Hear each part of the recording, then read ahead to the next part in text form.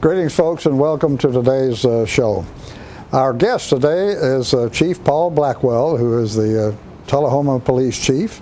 And in recent days or recent weeks, he's had a couple of interesting things going on that I thought would be of interest, and we want to talk about those and anything else that might be on his mind. So, Chief, thanks for taking the time to join us. Thank you, sir. Thank you. And before we get into the business side, how about giving the folks, refresh us a little bit on your background. You've now been here 4 or 5 years. Yes, sir. July will be my 5th year as the Chief of Police for Tullahoma. I've been in law enforcement 30 plus years now. I started my career in Oklahoma as an officer, spent a few years there, then we went to Florida. Spent a few years there as a deputy sheriff, and then we made the decision to move back to Tullahoma. I say back to Tullahoma, my wife and I both graduated from MTSU, so it's kind of like making full circle. Took us about 20 years, but we got back here. I have a bachelor's degree from MTSU in criminal justice, and I've also got a master's degree in criminal justice from Central Oklahoma State University.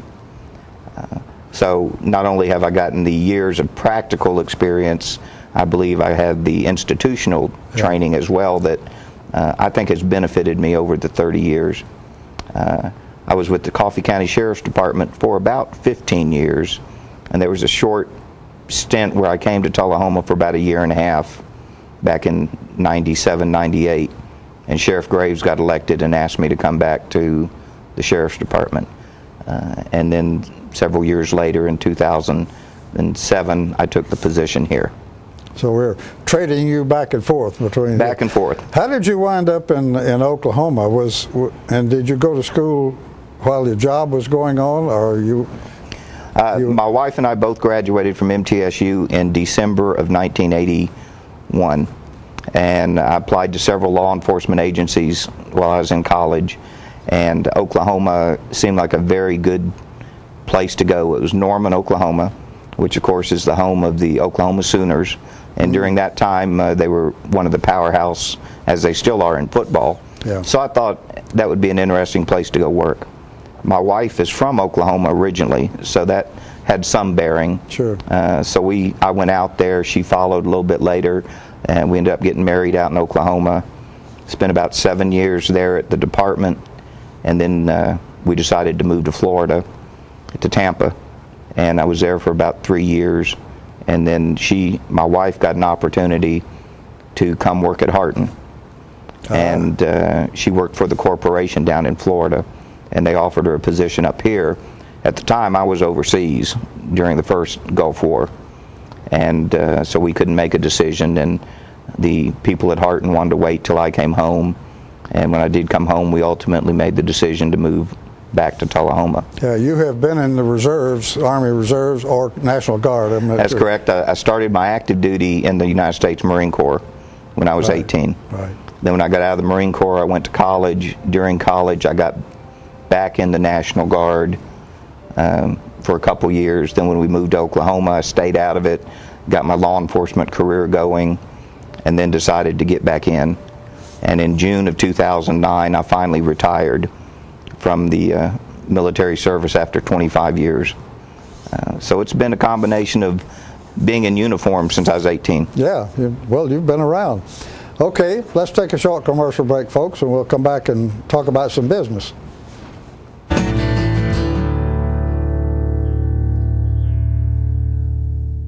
The highest standard of trust offers a sense of safety and comfort. It's established over time. You know when you see it. You know when you feel it. There's a standard of trust in healthcare. It's the Joint Commission Gold Seal of Approval. In 2003, Life Care Center of Tullahoma voluntarily achieved this accreditation and maintains it still today. Life Care, meeting a higher standard because residents matter most. This is J.D. Oliver here at the Smokehouse on Mount Eagle Mountain. My sisters Betsy, Nancy, and I'd like to thank you for supporting our family business for over 50 years. Hello, this is Stella Parton, and I am standing here right in the middle of Jim Oliver's Smokehouse restaurant. But you need to come in here. We just got through doing a show. We also have a music scene going on here, and I want to invite you to come down because it is your mountain destination. Music on the Mountain in Mount Eagle, Tennessee. My name's Betsy Oliver. I'm the kitchen manager here. We serve a lot of ribs and barbecue and fried chicken. Hey, this is Sean Mayer, and I just want to let everybody know to stop in at the Smokehouse if you're ever on your way to Chattanooga or Nashville. They not only have a great gift shop, awesome food, great entertainment on Saturday nights, but beautiful cabins to stay in. Check it out. Make the Smokehouse your mountain getaway destination. Stay in one of our 84 lodge rooms and 20 timber frame log cabins. Look around our trading posts and eat in our delicious restaurant. Enjoy music on the mountain every Saturday night featuring the best of Nashville. Our family hopes to see you this year at Jim Oliver Smokehouse.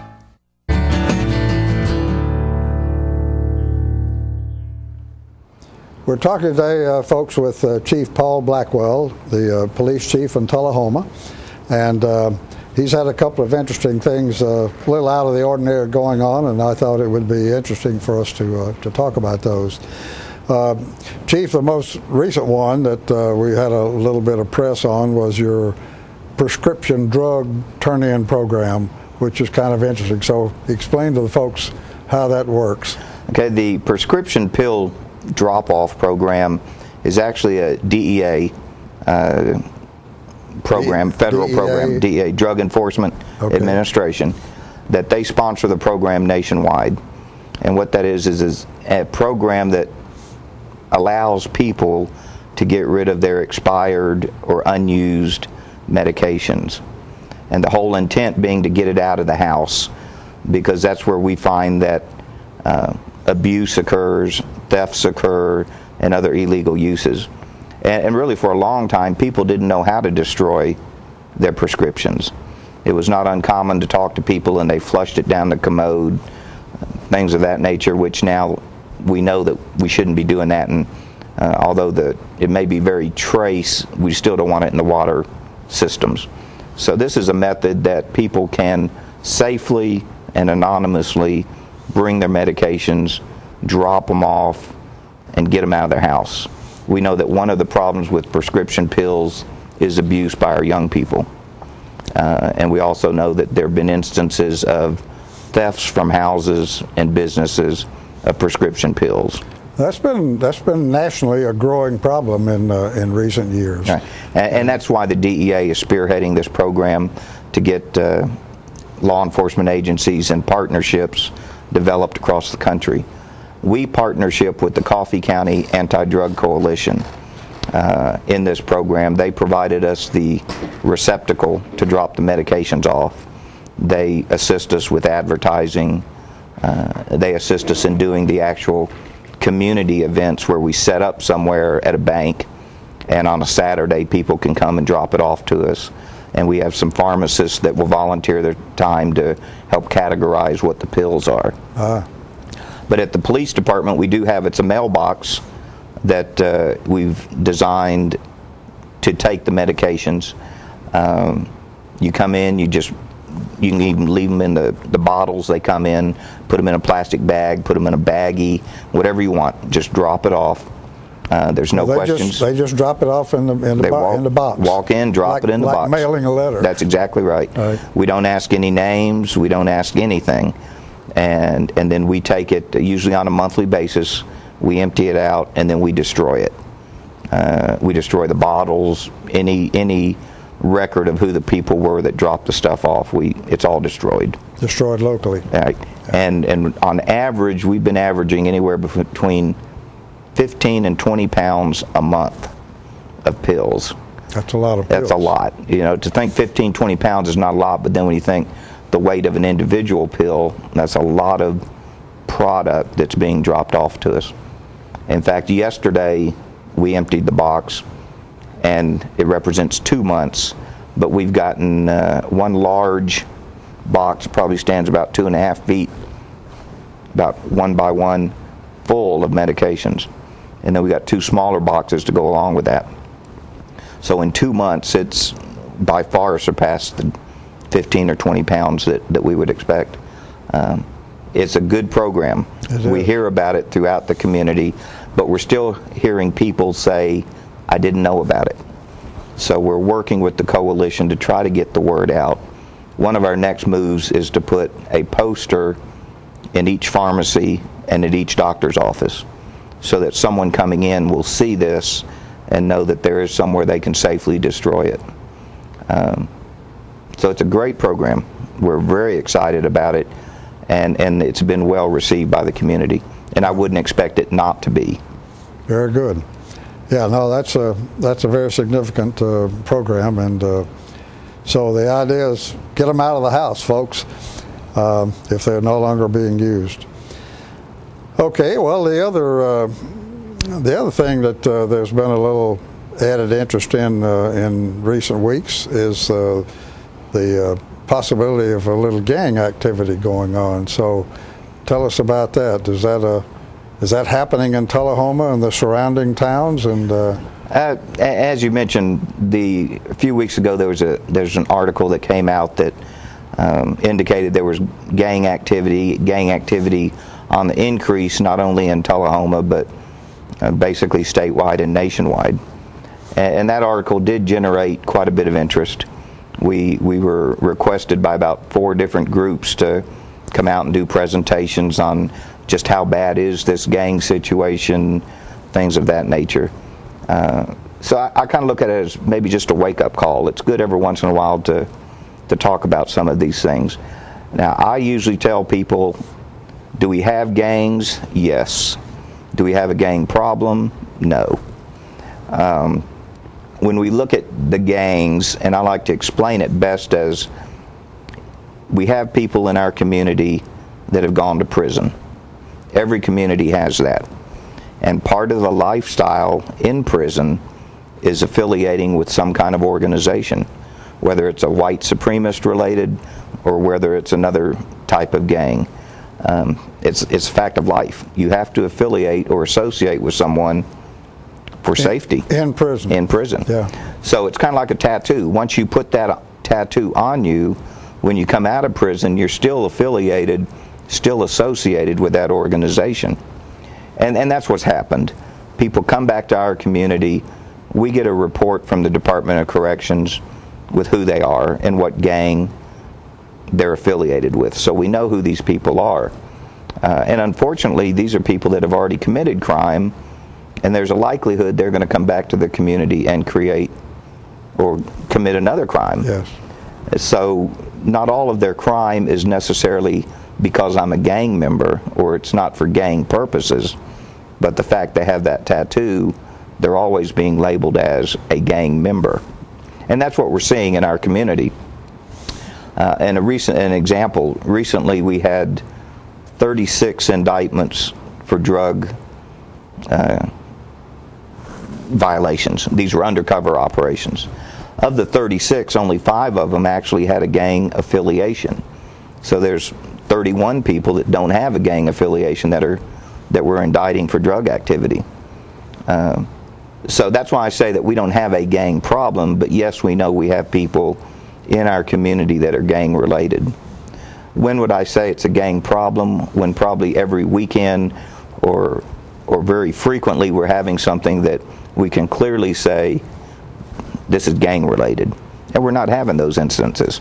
Do you have any instances where gangs are coming from someplace else, like maybe Nashville into the? Now we do know on occasion that we have had people come from other communities come down here and commit a gang type activity, but again, those are so few and so far between that I would not just say we're at an epidemic, we're at a problem, there's a trend or anything of that nature. Well, they probably operate a little more freely in the larger cities. And probably so because of the sheer numbers. The good thing about a community our size, it's easy for us to keep track of people. And we know who all the gang, with a pretty good degree of certainty, who the gang affiliates are, who the people are. So we track them. We know who they are. We have their photos. We know where they live. It's that basic thing. We know where you live. Okay, and they're being taught that while they're in prison, which brings up another whole subject. But meanwhile, let's take another short commercial break, folks, and we'll come back and go some more.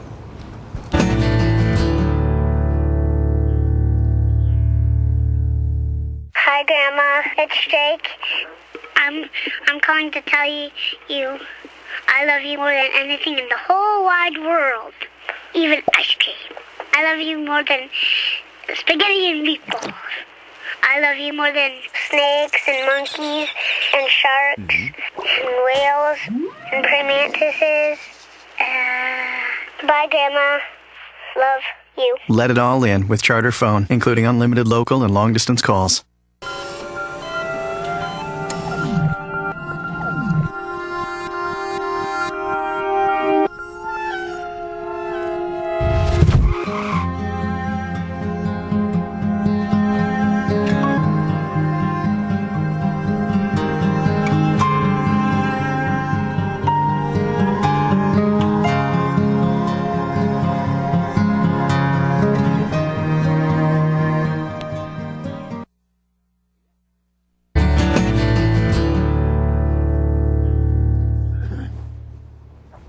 We're back today, folks. We're talking with Police Chief Paul Blackwell in Tullahoma, and we have so far been talking about a drug turn-in program for prescription drugs, no questions asked, and a little bit about the potential of gang activity, and then we have some going on. But and it was interesting to me, and that kind of gets us into another subject. You indicated that for the most part, these people get associated with a gang while they're in prison. It becomes a way to have a group to kind of look after you, which speaks somewhat, I guess, to the fact that our potential for rehab while they're in prison, we're obviously not doing much about that if they have to go through that sort of activity in order to look after themselves. And we've got a national situation there, in the sense that the U.S.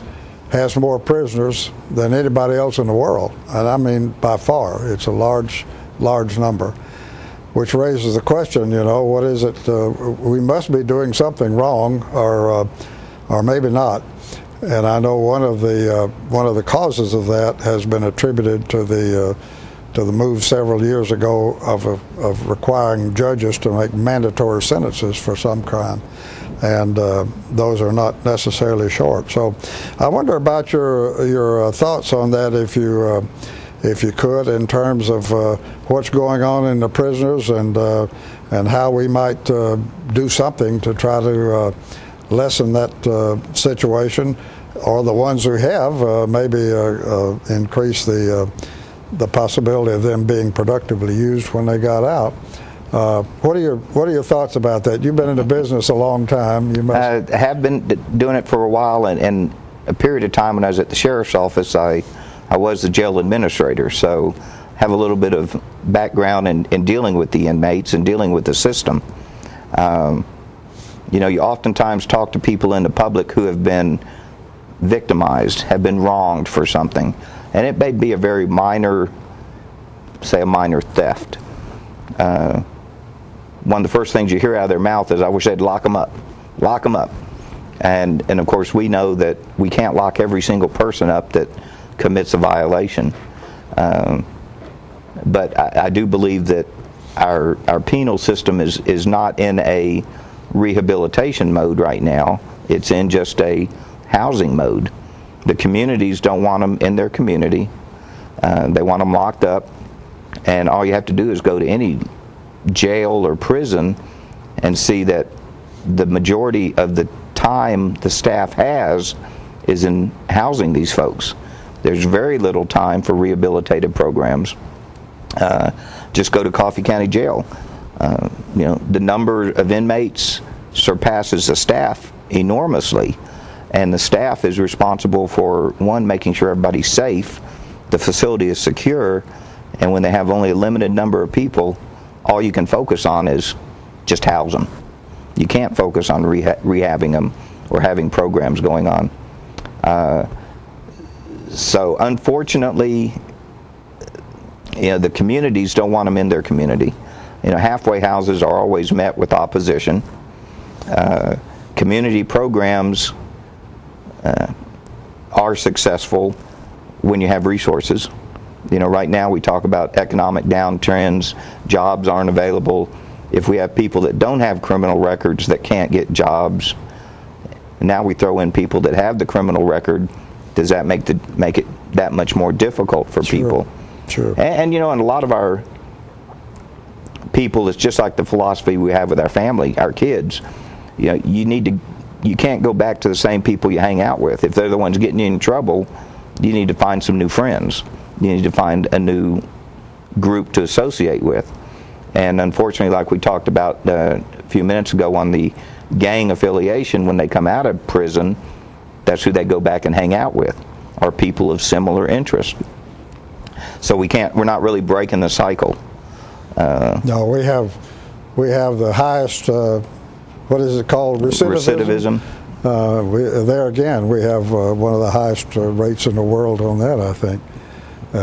And that certainly speaks to the rehab program. Well, I could understand, I guess, that the prison system, which is very expensive to start with, and they have a limited amount in terms of resources. So it looks like somebody else maybe needs to pick up the rehab portion of this. I don't know who that would be, whether it's volunteer groups or some organized approach to it. Have you seen any experience with that? Do you know? I know that even around here, there are several church organizations that try to do programs in the jails that are not only spiritual based but also life skill based. How to manage a checkbook, how to apply for a job, maybe how to work on some interpersonal relation skills, so that when people come out of jail, trying to reduce the possibility of being recidivists. There's several grant programs out there available that nonprofits can go and get the money to create these type of rehab programs. But again, the sheer numbers, are we just pushing people through a program to say they've gone through it? What are the true results? I think one of the most successful ones that we're seeing right now is the drug court that is run by the General Sessions Judge Brock, in which people that are, I believe, first-time offenders that have a drug-related offense actually go through a long-term rehab program that's sponsored by the court system, and upon their graduation, after several months, they found that those people are more likely not to be repeat offenders. So that's one program that's really working in our county. And again, it's designed for that first-time offender that, let's try to get them before they get too far into the system. Is the court system paying for that? I'm not sure how the finances work on it, because like I say, it's more an operation of the court, but I'm sure there's people up there that could tell you exactly how it's funded and managed, but it seems to be very successful. Well, it is good. And younger first-time offenders, there should be some sort of a rehab program you could put them through without locking them up. Right. So that would be good. Okay. Well, let's see. Several years ago, I think now 10 or 12 years ago, we started talking in Tullahoma about needing to do something about the police facilities. So recent years, I haven't heard much about that, so I guess it's been taken care of, right? No, it's not been taken care of. It's still very high on our agenda, and it is our number one need as far as infrastructure for the police department. We're still in the same facility that we've been in for many years. As you know, City Hall I believe, was dedicated in about 1954, and the police department's been in it since about 1956. So that's a lot of years. Yeah. And it's a 24/7 operation, so it's not like you close down at 5 and the building gets to rest. The building is used 24/7. And everything's grown except your space. Everything is grown. You know, and when we look at our needs to be, I would like to see about a 10,000 square foot facility. And right now we're operating out of about a 3,400 square feet of square footage. In the back end of City Hall. Back end of City Hall and upstairs. The upstairs is the old jail, and that's being used primarily for storage. But from an operational standpoint, we do need things that will make our department more compatible with the community. A public restroom, proper interview rooms to interview suspects, victims, things of this nature, and office space, increased storage, things that an up-to-date police department should have. And we believe that the design that we like could carry us for 20, 25 years with the growth of the city, growth of the department, things of that nature. Good. Well, okay. Guess what, folks? We've run out of time. We're going to have to take a short commercial break and sign off.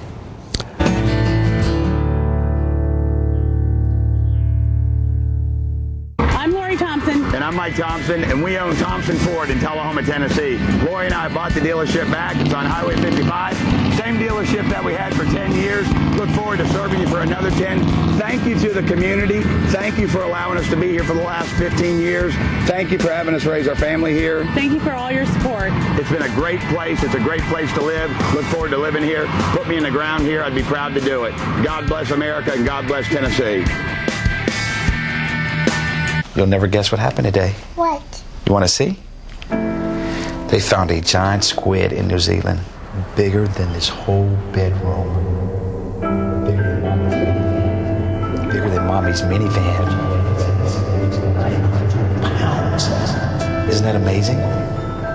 And its eyeball, big as a basketball. Let it all in with Charter Internet and get the fastest, most reliable internet speeds. I want to stay away from railroad tracks. We're coming back. We're back, folks, and we've been talking today with Chief Paul Blackwell of the Tullahoma Police Department. And Chief, you've got a little message you'd like to put out to the folks? Thank you. Yes, I want everybody to know that we're your police department. I'm readily available to talk to anybody about any issues. There should be no issue that does not go addressed if you have a concern. Our police officers, we're trying to make them more visible in the community with foot patrols, visiting our schools, our rec centers, to where the public can stop and talk to them, get to know them, recognize that we work for you, and that there should be no reason that we can't have your full support for the police department. Okay. Well, I want to thank you for taking the time to join us, and we're relatively safe, right? So, as I say, thanks for taking the time to join us, and thank you folks for inviting us into your parlor, and we will see you next time.